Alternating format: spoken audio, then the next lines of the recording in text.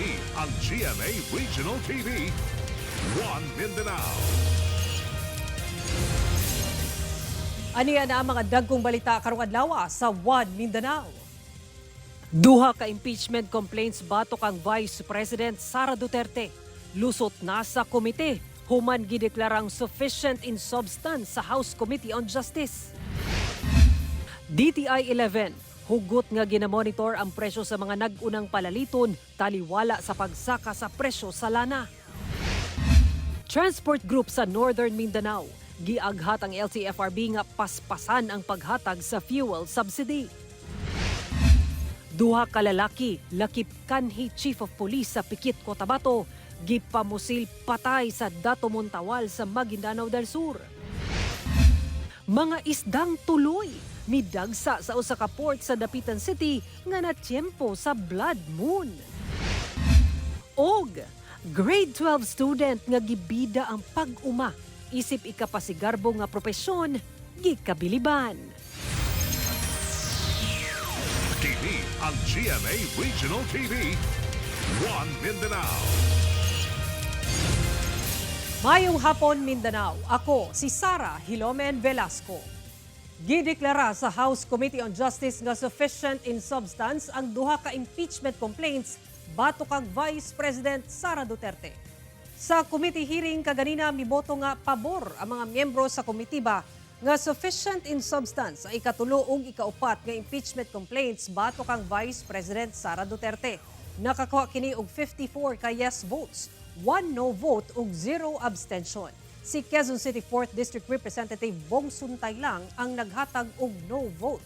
Ang ikatulo nga impeachment complaint gipasangat sa mga paring Katoliko, religious leaders ug nga abogado, samtang ang ikaupat gipasangat ni Attorney Nathaniel Cabrera. Giakusa sa impeachment complaints ang betrayal of public trust, culpable violation of the Constitution o guban pa sa alegasyong sayop nga paggamit sa 612.5 million pesos nga confidential funds ug ang giingong hulga sa pagpatay kang Pangulong Bongbong Marcos ug iyang pamilya. Gihatagan og 10 calendar days si VP Sara nga magsumite sa iyang tubag sa impeachment complaints. Sumala sa legal team ni VP Sara, ilang i-review ang aksyon nga gihimo sa House ug sa komitiba ingon man ang mga record sa proceedings. Gisaad ang DTI Region 11 nga nakabantay sila sa presyo sa mga nag-unang palaliton taliwala sa pagsaka sa presyo sa lana luyo sa kagubot sa Middle East. Ani report ni John D. Esteban.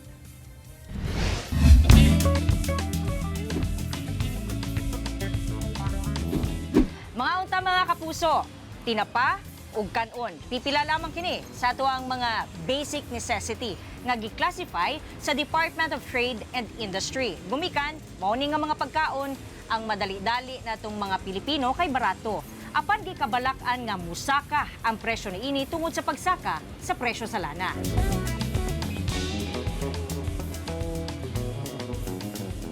Sa gunsod ng pagsaka sa fuel prices, sukad sa pagsugod sa tuig 2026, ang uwahi kagahapon. Ginalantaw nga muusbaw pa sa musunod nga mga semana taliwala sa nagkainit nga tensyon sa Middle East. Kung magpadayon ang ingon aning sitwasyon, dunay epekto sa presyo sa nag-unang palaliton kay musaka ang production cost tungod sa mahal nga fuel. Hinuon sumala sa Department of Trade and Industry Region 11, ginabantayan ang mga presyo sa basic necessity ug prime commodity ug aron mapugnan ang hoarding. We are monitoring also the prices. There are policies in DTI that we can implement, like it can be a price freeze. As of the moment, we are generating reports from the fields, from the provinces, as to the movement of the prices. Matud ni President Ferdinand Bongbong Marcos, dili matud padayon mabati sa mga konsumante ang epekto sa pagsaka sa fuel prices. All depends on how long this lasts. Kasi kung matagal ito, doon mararamdaman. It takes a little while for these price shocks to go through the system bago maramdaman yung daily consumers na maramdaman nila sa presyo ng mga iba't ibang produkto. Una nang giingon sa Pangulo nga kinahanglan suspendihon ang fuel excise tax ugali mula pa sa $80 per barrel ang presyo sa Dubai crude oil. Apan kini aprubahan pa sa Kongreso. Samtang gikabalak-an sab Nga basin, musadsad pa ang ekonomiya sa nasod sa first quarter karong tuiga. Tungod sa kagubot, kay posible nga mas muhinay ang consumer spending. Ngayon pa lang, gumawa na tayo ng paraan para makapagtipid sa paggastos ng petrolyo o paggamit ng petrolyo. Magtingin din tayo kung saan pa tayo pwedeng makakuha ng petrolyo na hindi nagdadaan sa Strait of Hormuz. Daan ang gingon sa Department of Energy nga napulong na ang mga oil company aron masiguro nga natuman ang inventory ug dili magpasagad sa pagsaka sa presyo. Kauban, si Jojo Solarte sa kamera, John D. Esteban, One Mindanao. Atong sayro ng dugang pang mga balita sa Mindanao, makabanato si James Paulo Yap live sa Cagayan de Oro City. James? Salamat, Sarah. Northern Mindanao Federation of Transport Cooperative nanawagan sa LTFRB nga paspasan ang pag-release sa fuel subsidy alang sa transport sector. Ilabi na nga padayon karon ang pagsaka sa presyo sa mga produktong petrolyo nga epekto sa kagubot sa Middle East. Ani ang dugang detalye. Gibutyag sa Department of Energy nga posible pa nga magpadayon ang big time oil price hike sa nasod tungod sab sa nagpadayon nga kagubot sa Middle East. Sanglit mao kini ang nagunang ginakuha og supply sa mga petroleum products. Padayon ang ilang monitoring sa lihok sa presyo sa lana sa global market. Hinuon gibutyag nila nga sa karon adunay bastante nga supply sa lana sa nasod. It will last very long naman, 2 months. To order it, it only takes 1 week. So we have enough supply. And we don't direct the oil companies to have 1 year supply because that will be very expensive. Apan bisan pa man niana, nabalaka na karon ang Northern Mindanao Federation of Transport Cooperative kunom Fedtrasco tungod na bati na nila ang epekto sa pagsaka sa presyo sa diesel. Busa auhag nila karon sa Land Transportation Franchising and Regulatory Board 10 kon LTFRB Region 10 nga paspasan na ang pag-release sa fuel subsidy aron makatabang sa transport sector. Aside anang fuel subsidy, gusto namo nga i-release na ang budget for the service contracting. Para nga naitaas-taas ang sustainability namo. Kaya kaning atong fuel subsidy, gamay raman eh. Ubos sa fuel subsidy program sa DOTR o LTFRB, makadawat og 10,000 pesos ang operator sa modernized nga public utility vehicle ug 5,000 pesos ang operator sa traditional jeep. Dugang pa ni Escobal nga kung magpadayon ang pagsaka sa presyo sa diesel ug mapakyas ang LTFRB sa paghatag sa fuel subsidy, mapugo sila nga magpatuman sa ilang contingency plan aron makaminosab sa konsumo sa krudo. Kung magpadayon siya, na probability na may stop ang operation, di ba? Kung di na gyud namo makaya, kay lisod man sad. Nakigtagbo man sab sa mga opisyales sa mga transport group sa rehiyon ang bagong regional director sa LTFRB 10 ug mipasalig kini nga pangitaan og pamaagi nga mahatag ang subsidiya nga para sa mga transport sector. Wa pa kay impact ni. No, kaning gira sa Middle East. Kani wa pa ni. Next month ani siguro next week mutaas na ang gasolina so mag-andam ta sa atong mga subsidiya. Kauban si Makoy Sempron, James Paulo Yap, One Mindanao. Mipasangat og kasong perjury si Vice President Sara Duterte batok kang Ramil Madriaga. Kiniuman sa mga bakak matud pa nga mga pasangil ni Madriaga nga bagman daw siya sa bise. Ang detalye sa report ni Argil Relator. Personal gi-file ni Vice President Sara Duterte ang kasong perjury batok kang Ramil Madriaga sa Taguig City Prosecutor's Office Miyerkules sa buntag. Kahinumduman nga natong Disyembre sa miaging tuig, mibutyag si Madriaga sa iyang affidavit nga kanhi aid kuno siya ni VP Sara o gialigar ni ini nga siya mismo ang naghatod og dagkong kantidad sa kwarta sa nagkadaiyang individual subay sa sugo matud pa sa bise ni atong sekretary pa kini sa DepEd. Dugang sa aligasyon ni Madriaga, nagipondohan matud pa sa drug dealers og pogo ang kampanya sa bise. Ang maong affidavit lakip sa gisumite isip kabahin sa impeachment complaint batok sa bise. Una na gilimod ni VP Sara nga doon na siya personal relationship kay Madriaga. Sa pahayag ang ipagula sa bise labot sa iyang pagpasaka og kaso. Giingon ni ini nga nakita na sa katawhan kung paunsa midagan ang kaso sa International Criminal Court batok ang kanhi Pangulong Rodrigo Duterte sa mga gipalit o gitumo-tumo lang nga mga saysay sa mga testigo ni Antonio Trillanes nga sila Arturo Las Cañas ug Edgar Matubato. Kung kaniadto pa lang gi-question o gikasuhan na ang mga baka, dili unta kini magamit sa ICC batok sa kanhi pangulo. Makita sa matud pa nga daw gibalik sa House of Representatives ang samang taktika pinaagi sa ilang gimugnang testigo nga si Madriaga.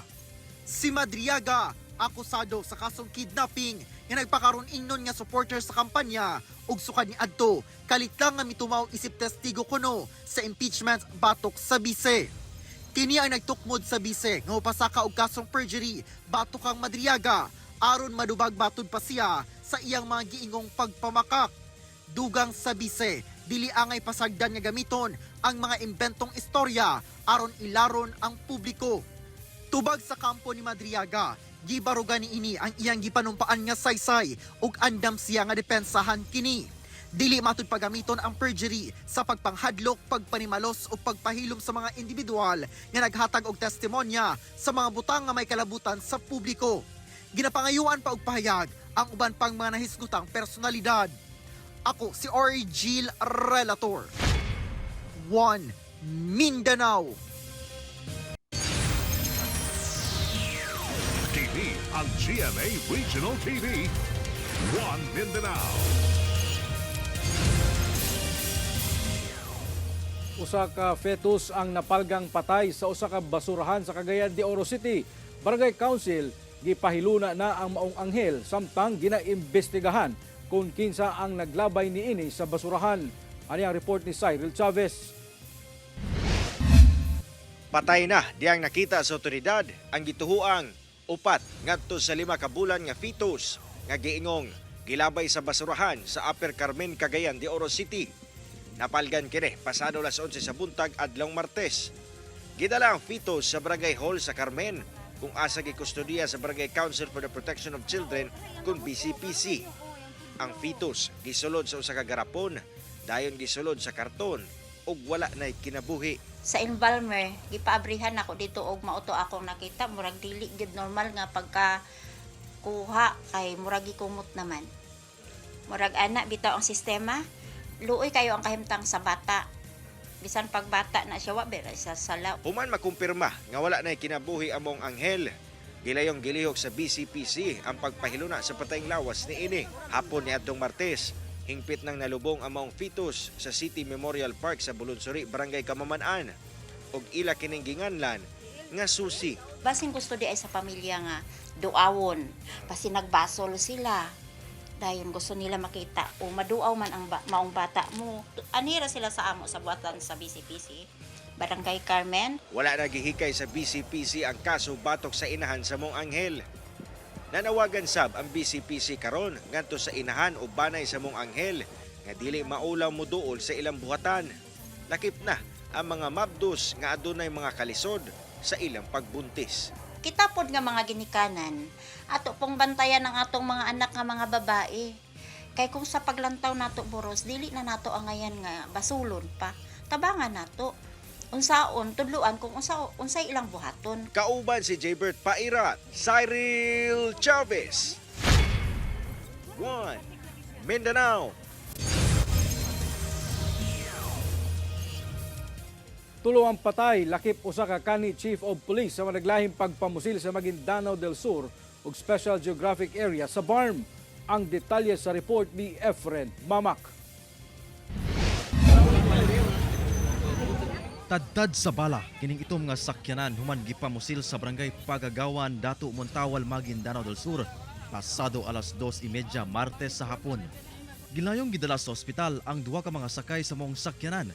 Apan, gideklara na kining dead on arrival. Ang mga biktima, giila nga si retired Police Senior Inspector Elias Dandan, kinsa kani hepe sa Municipal Police sa Pikit, Cotabato, ug ang laing lalaking kauban niini nga si alias Raymond. Matod sa kapulisan, pabiyahe gikan Maguindanao del Sur ang mao mga biktima padulong unta sa Pikit, Cotabato diyang gipamusil sa wala pa mailing sospek nga nagsakay sa minivan. Padayon ang hot pursuit operation sa PNP, lakip na ang pagsuta sa motibo sa krimen. Sa ngayon, ongoing yung ginagawang investigation at saka coordination sa pamilya nitong ating mga kapulisan para po makapagbigay man lang ng lead kung saan yung tutumbukin ng ating kapulisan. Baka merong mga banta sa kanilang buhay before pa ito nangyari sa kanila. Ginakuhaan pa og pahayag ang kabanay sa biktima. Samtang sa Special Geographic Area sa Barm, patay sab kining usa ka lalaking driver og payong-payong human gipusil banda sa Batulawan, Malidegaw, Martes sa hapon. Matud sa kapulisan, gikan na malit og pagkaon ang biktima alang sa ilahang iftar. Apan diyang pauli na kini gamit ang maong sakyanan. Kalit na lang kining gipusil sa wala pa mailing sospek nga daling misibat. Padayon ang investigasyon sa otoridad. Ginakuhaan pa sabog pahayag ang kabanay sa biktima. Kauban si Gary Balantay ug Bong Vicencio, Efren Mamak. 1 Mindanao. Gikalipay sa mga residente ang talagsaong pagdagsa sa isdang tuloy sa usa ka baybayon sa dapitan Zamboanga del Norte nga naatol sab sa Blood Moon. Atong ibalik si Efren Mamak. Oy, pagdala mong sudlan na, dahil kay tuloy diri sa Pantalan. Naundang ang plano nga magdula og pickleball ni ining mga residente sa Pantalan sa Tagilon, Dapitan City, Zamboanga del Norte. Human gidagsa og isdang tuloy ang baybayon sa maong Pantalan pasado alas 7 Martes sa gabi nga naatol sa nahitabong Blood Moon. Gani ang mga residente iyahay sa pagsulod og isda sa ilang sudlanan. Apan taod-taod, misamot ang kalipay sa mga residente diyang midagsa na gyud ang perting daghanang isdang tuloy. Ay malipayon kayo Mr. Oy kay no talag sa biyan kay mata tilaw ginana nga grasya sir. Ya libre pa. Ang ubang mga isda gipang apod-apod sa uban pang mga residente nga ulahi nakaabot. Sir amo gid daw ipang hadag sa ubang nga nangabot nga wala na sila naka abot bibo kay mig ipang sugba, kikilaw, tinula. Pero na jud sir masalam kay mig kalibre mig sudan nagkamahal mo kay isda pod karon sir. Matud ni Geng, kini kuno ang ikaduhang higayon nga nakakita sila sa gitawag nga tuloy rush sa maong lugar. Ang laing hitabo na sinati sa maong lugar magduha ka tuig na ang milabay. Apan matud sa Pag-asa, walay direktang epekto ang pagdagsa sa maong isda sa nahitabong Blood Moon. It is isolated na case na doon na pagdagsang sa mga lugar kasi kung hinungdan ka ng lugaran daghan yung isda. Ikatuha, ang Blood Moon is dili din kayo na nakahayag compare sa full moon na kung na may full moon hitabo sa lugar, dapat portion nga species ng isda nga manggawas kung sobra kahayag. Ginakuhaan pa og pahayag ang VFAR kalabot sa hitabo. Kauban si Gary Balantay ug Bong Vicencio, Efren Mamak. 1 Mindanao. Ginakop sa otoridad sa Pagadian City ang usa ka Jordanian national kinsa gituhang konektado sa Bondi Beach attack sa bilibayng tuig sa Sydney, Australia. Balhog karon sa prisuhan ang usa ka 65 anyos nga Jordanian national human nasiko pinaagi sa hiniusang puwersa sa PNP ug Philippine Army sa Pagadian City adlong Lunes. Kini gumikan sa paglapas matud pa sa maong langyaw sa immigration laws. Ang maong suspect nagapadagan matud pa og negosyo nga walay igong visa ug permit ug nag-overstay sa nasod nga usa ka kalapasan sa Philippine Immigration Act of 1940. Sumala sa kasundaluhan, gilusad ang operasyon human sila nakadawat og impormasyon nga ang negosyo nga gikalambigitan sa maong langyaw migawas sa records nga konektado matud pa sa mag-amahang suspect sa pag-atake sa Bondi Beach sa Sydney, Australia niadtong December 2025 kung asa ubay-ubay ang namatay, lakip ang amahang suspect. Ginakuhaan pa og pahayag ang maong langyaw. Padayon ang investigasyon sa otoridad.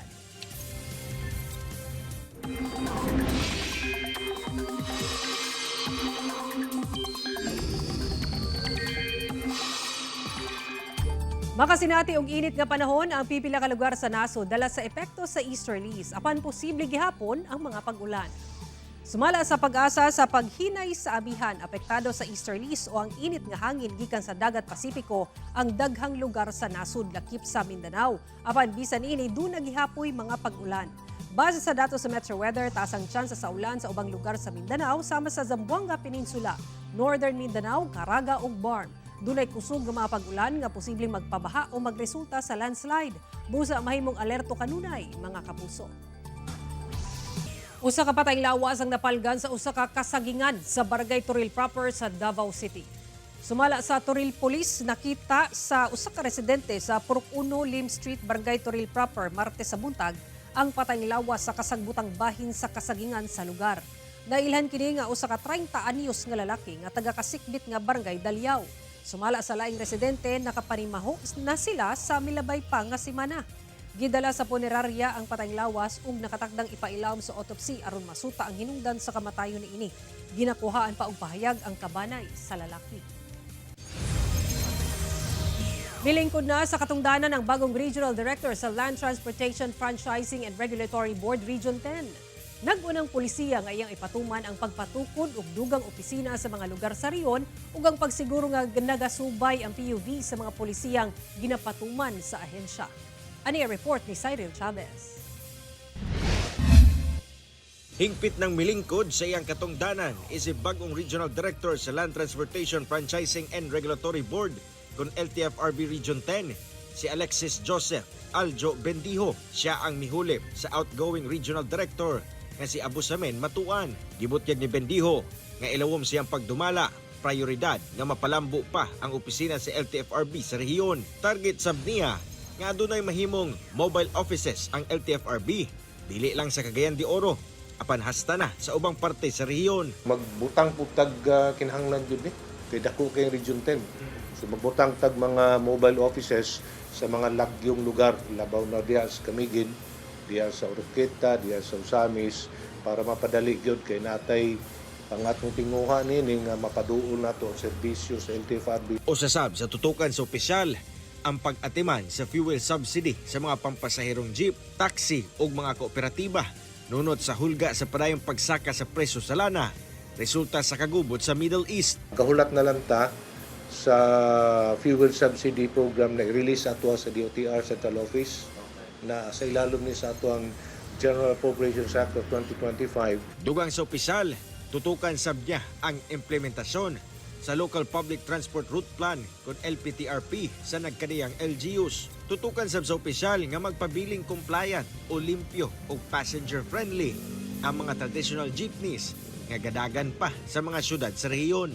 Paigtingin pa natin ang regular na pag-inspeksyon, pati na ang kining gitawag na monitoring nato sa mga sakyanan, PUV, PUJs, para at least safe, no? Ligtas, maayos at pasado sa gitawag nga safety standard. Kauban si Roland Cañas, Cyril Chavez, One Mindanao. TV ang GMA Regional TV, One Mindanao. Gipangadaman na sa Southern Philippines Medical Center nga mahimong mega hospital nga mo'y pinakadako nga ospital sa nasod. Human giaprubahan sa House Committee on Health nga isa ka na ngadto sa 2,500 ang ilang bed capacity. Ang detalye sa report ni Argil Relator. 14 katuig na nga nagadialysis ang pasyenteng si Maricor sa Southern Philippines Medical Center. Gawas sa iyang dialysis sessions nga duha ka beses sa usa ka semana. Dinhipod siya sa SPMC nagapa-check up kung dunay mga bation sa lawas. Okay, ma'am po, sir. At least po, malibre na tanan na mo ang mga kwan, pati ang EPO. As in, sir, naka-benepisyo dyan may pag-ayo. Okay siya. Usa lamang si Maricor sa daghang mga pasyente gikan sa nagkalain-laing lugar sa Mindanao nga ginaatiman sa usa sa pinakadako nga ospital sa nasod. Sa census sa SPMC, moabot sa 1,800 ngadto sa 1,900 ang ilang bed utilization. Sobra kini sa 1,500 lang nila nga bed capacity. Usay ginabutang namo sa ali sa wards no? Then dapat ang doctors kabalo na sila na it has to be fast turnover sa mga patients so that we can accommodate patients from the ER. Ning bag-ulang gituki sa House Committee on Health ang House Bill 1066 na gi-author ni Davao City 3rd District Congressman Isidro Ungab ug House Bill 5573 nga gipasiugdahan sa pito pa ka mga kongresista sa Davao Region nga nagtinguha nga dugangan ang bed capacity sa SPMC. Aprobado na sa komitiba nga himuong 2,500 ang bed capacity sa SPMC. It means mega hospital ang SPMC. So, increase ang budget, increase ang human resource, no? Expand ang atong specialty centers, tapos invest na mga advanced medical technologies, invest infrastructure, tapos improve ang patients to the bed ratios, no, even the medical healthcare workers. Sa gilaumang pagpalambo pa sa serbisyong panglawas sa SPMC nang inahanglan kini og dugang healthcare workers, labi pa karon nga dunay dugang infrastructure projects sama sa acute trauma complex, Eye Institute, Primary Health Institute ug infectious disease building nga ablihan na. Luyo nga dili pa ideal ang ratio sa pasyente ug healthcare workers sa karon. Gipaniguro sa SPMC ang maayong serbisyo. Gani nakadawat kini og mga pasidungog. SPMC, no, appeal sa Philippine best employers for 2026. And second, we were also awarded last November, as the second most outstanding government tertiary hospital in the whole of the Philippines. Kauban si Melchor Awing sa kamera. Ako si Orgil Relator. 1 Mindanao. Usa ka grade 12 student ang gikabiliban karon human iyang gibida ang pagpanguma isip usa ka angay ikapasigarbo nga propesyon. Be a farmer and be a good farmer always. Kini ang nahimong motto sa grade 12 student nga si Renz Dalagdagan sa ilang career guidance program sa Mayor Pablo O. Lib Memorial High School sa Marawis, Valencia, Bohol niadtong February 20. Sumala sa uploader sa video nga si Youth Cooper Honey Igagamaw. Nag-stand out si Renz sa tanang mga estudyante sa tulungaan kay luyo sa formal suit ug attire. Napili ni Renz nga irepresenta ang trabaho sa iyang mga ginikanan ug iyang gidak-an ang pagpanguma. Sumala ni Youth Cooper Honey, gipasabot-sab ni Renz nga ang pagpanguma dili angay ikaulaw ug gipahinumdum niini nga tarong nga propesyon nga kinahanglan sa nasod ug nga ang mga mag-uuma mga buhing bayani. Sumala daw ni Renz, proud siya sa napili nga propesyon kay kung wala ang mga mag-uuma, wala kitay pagkaon. Usa ka pagsaludo gayod sa atong mga mag-uuma. Nagkainit na ang mga eksena sa Encantadia Chronicles Sangre ug Never Say Die sa GMA Prime unyang gabi. Karong ana-ana kang mitena ang sungkod ni Bathalang Gargan. Paunsang paagi kaha niya kinigamiton. Kang kinsa kaha siya mukampi. Atangi sa Encantadia Chronicles Sangre 8:05 PM pagkahuman sa 24 oras. Samtang human magtinubagay si Joey ug Andrew. Ang ilang misyon, sulungon ang kalaban. At ang isa Never Say Die, unyang 8:55 PM, pagkahuman sa Encantadia Chronicles Sangre. Ugmaw kato ang mga ulahing balita sa Mindanao karong adlaw. Mamahimo ninyo kining makita pag-usabi na agi sa pagbisita sa official website sa GMA Regional TV o bisitahan ang among official YouTube channel o i-click ang subscribe button para sa pinakaulahing balita. Daghang salamat sa atong mga kapuso sa Mindanao nga nagalantaw kanamo ug sa atong mga kapuso abroad. Padayo lang sa pagtutok sa mga lokal nga balita matag adlaw tungod sa GMA Regional TV, Local News Matters. Kami ang GMA Regional TV 1 Mindanao. Tibok pwersa para sa mas dakong misyon ug mas halapad nga pagserbisyo sa nasud.